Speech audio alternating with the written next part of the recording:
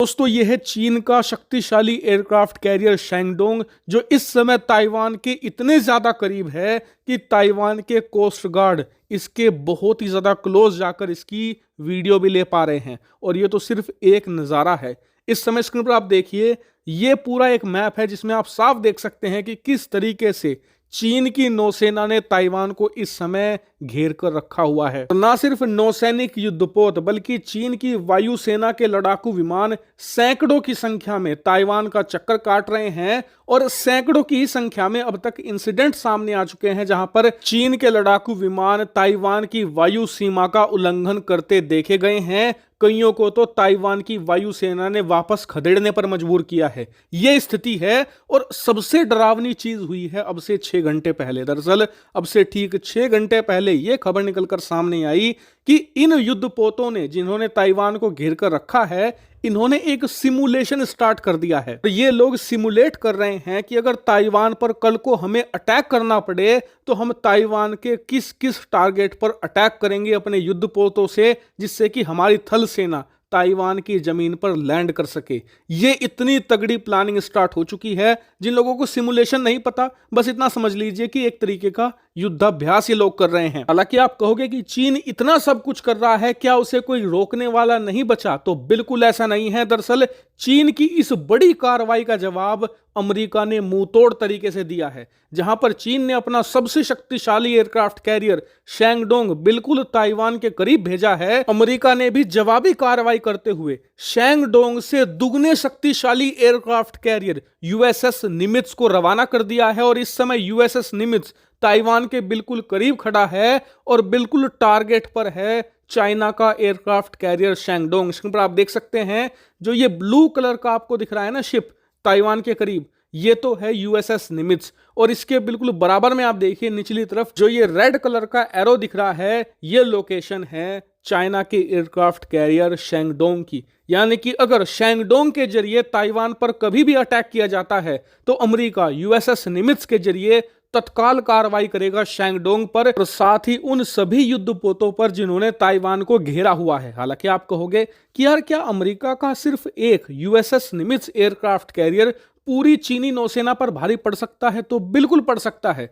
सबसे पहले तो जो ये शैंगडोंग है ना, ये चीनी नौसेना का सबसे ताकतवर हथियार है। इससे ऊपर इनके पास कुछ नहीं है।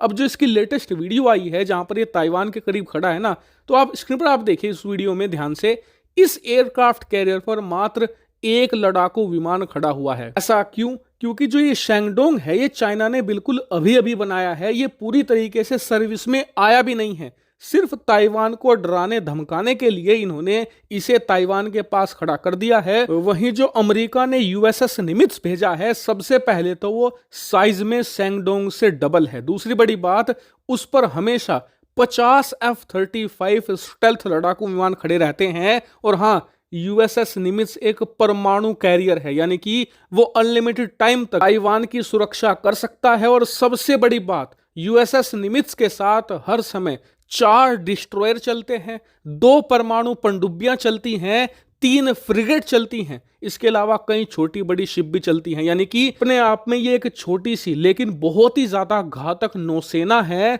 और उसके ऊपर एक छोटी सी वायुसेना तैनात है। और इसीलिए दुनिया भर के तमाम एक्सपर्ट कह रहे हैं कि चीन को ताइवान पर अटैक नहीं करना चाहिए, क्योंकि अगर ऐसा होता है तो यूएसएस निमित्ज 100% रिस्पोंड देगा और उसका रिस्पोंड ना तो चीनी वायुसेना झेल पाएगी, ना ही चीनी नौसेना। बिल्कुल माहौल धुआं धुआं कर देगा। हालांकि आप कहोगे कि इस बात की क्या गारंटी कि अमेरिका ताइवान की सुरक्षा करेगा ही? तो इस बार गारंटी है, क्योंकि जो ये पूरा माहौल खड़ा हुआ है ना, इसका कारण ही है अमेरिका। कैसे? दरअसल अब से 2 दिन पहले ताइवान की राष्ट्रपति ने दशकों के बाद एक ऐतिहासिक अमेरिकी दौरा किया और इस दौरे में वो अमेरिका के न सिर्फ ऑफिशियल से मिले, बल्कि अमेरिका की जो संसद है, सीनेट है, उसके प्रमुख से भी उन्होंने मुलाकात की। इसी मुलाकात से चीन डरा हुआ है, क्योंकि चीन को यह लग रहा है कि अब से कुछ महीने पहले अमेरिकी संसद की अध्यक्ष आई थी ताइवान दौरे पर, उसके बाद ताइवान की राष्ट्रपति अमेरिका के दौरे पर गई,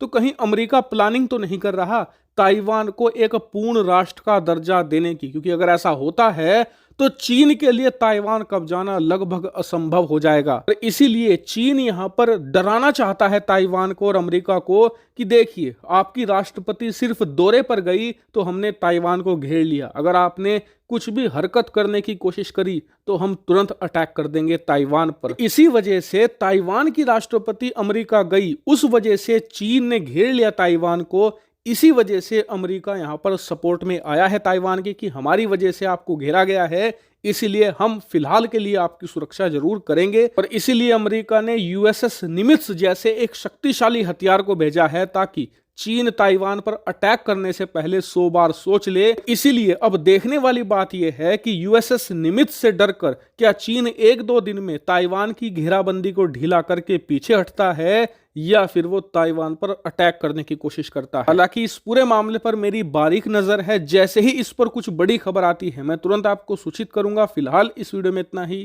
thank you very much for watching video.